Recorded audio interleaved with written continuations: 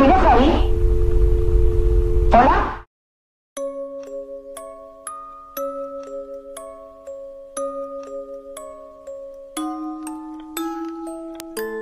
Halo guys, ketemu lagi bersama saya di Amunra Channel. Di kesempatan kali ini, saya akan mencoba menceritakan sebuah cerita horor, di mana kisah nyata ini dialami oleh gadis remaja asal Spanyol yang meninggal secara misterius setelah bermain papan Ouija. Papan Ouija sendiri sebenarnya bukan alat atau media bermain untuk anak-anak, karena di negara asalnya, papan Ouija digunakan sebagai media pemanggilan arwah seseorang, sama halnya seperti jelangkung yang ada di Indonesia.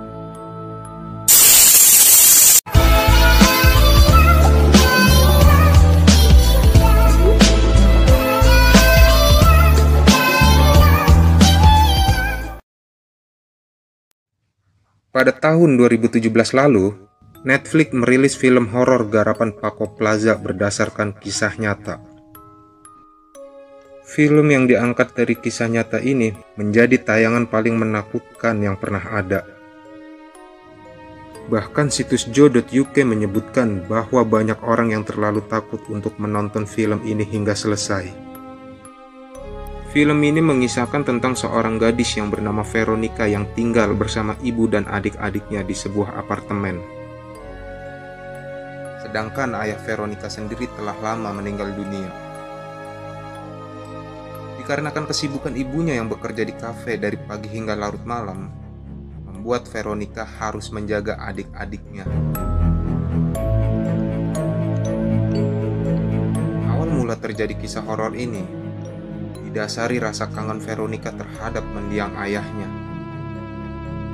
Pada tanggal 12 Juni 1991, Vero mengajak kedua temannya yaitu Rosa dan Diana untuk memanggil arwah ayahnya melalui permainan papan Ouija. Singkat cerita, Rosa dan Diana menyetujui permintaan dari Veronica. Mereka pun pergi menuju basement sekolah. Segera mereka melakukan ritual untuk memanggil arwah ayah Veronica. Sejauh ini semua masih berjalan baik, sampai akhirnya datang sosok bayangan hitam yang merasuki Vero hingga pingsan. Keesokan harinya, setelah kejadian itu, Vero mulai mengalami hal-hal aneh di luar nalar. Sosok bayangan hitam tersebut selalu mengganggu dan meneror Vero baik secara langsung ataupun lewat mimpi.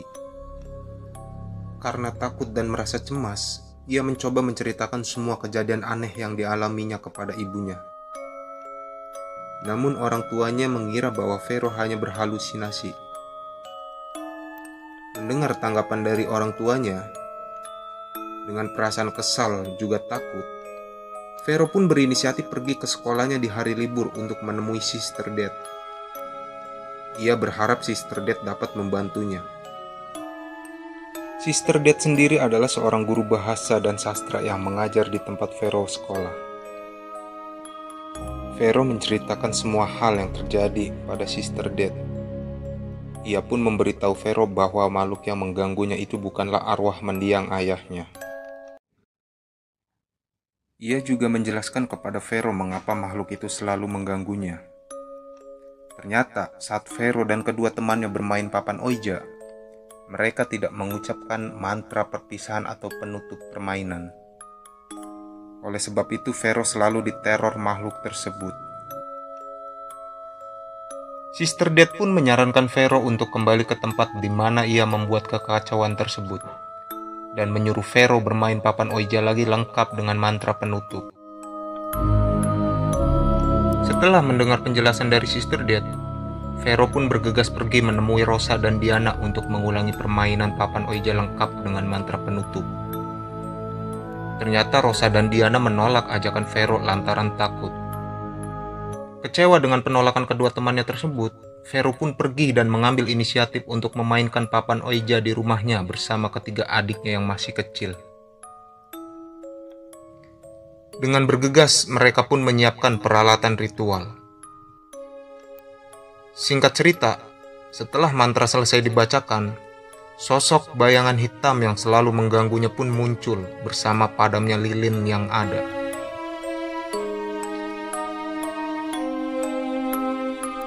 Tidak ingin membuang-buang waktu dan kesempatan, Vero pun segera membacakan mantra penutup dan menyuruh makhluk tersebut untuk pergi dan tidak mengganggunya lagi. Namun ternyata makhluk tersebut tidak ingin pergi walaupun sudah dibacakan mantra penutup berulang-ulang kali. Menyadari akan keadaan yang bahaya, Vero mencoba berlari mengambil telepon rumah untuk menghubungi kepolisian sekitar guna meminta bantuan. Saat Vero sedang mencoba menghubungi kepolisian, Antonito, yaitu adik bungsu dari Vero, ternyata lepas dari penjagaan Vero, tiba-tiba diculik oleh makhluk tersebut saat Vero sedang menelpon polisi. Tanpa berpikir panjang, Vero pun langsung mengejarnya sampai di sebuah kamar dan mendapatkan kembali adiknya. Namun ternyata itu adalah sebuah jebakan dari makhluk tersebut. Dan akhirnya makhluk tersebut pun berhasil mengendalikan pikiran Veronica dan memaksanya agar bunuh diri. Di waktu yang bersamaan, para polisi pun sudah memenuhi rumah Vero karena panggilan darurat yang Vero lakukan sebelumnya. Mereka bergegas menggeledah rumah Vero. Dan saat mereka membuka salah satu pintu kamar yang dimana terdapat Vero dan Antonito, betapa terkejutnya para polisi karena melihat tubuh Veronica melayang tidak sadarkan diri.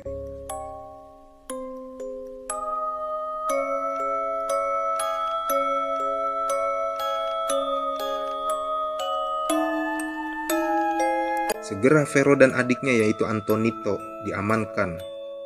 Karena keadaan Vero yang kritis dan tak sadarkan diri, ia dibawa ke rumah sakit.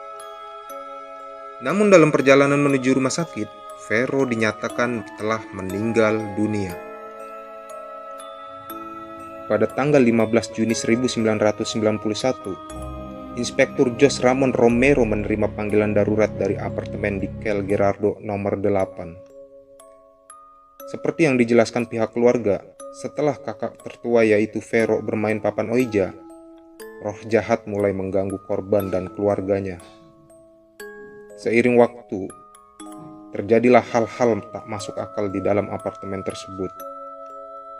Saat penyelidikan, 2 orang petugas mengalami mual, pusing, dan kejang-kejang hingga mereka terpaksa berhenti melakukan penyelidikan tersebut. 1 bulan setelah kejadian itu, Inspektur Romero minta agar dirinya dimutasi. Romero menamai laporan ini dengan fenomena di luar nalar. Ini adalah kasus kepolisian pertama di Spanyol yang menangani kejadian supranatural.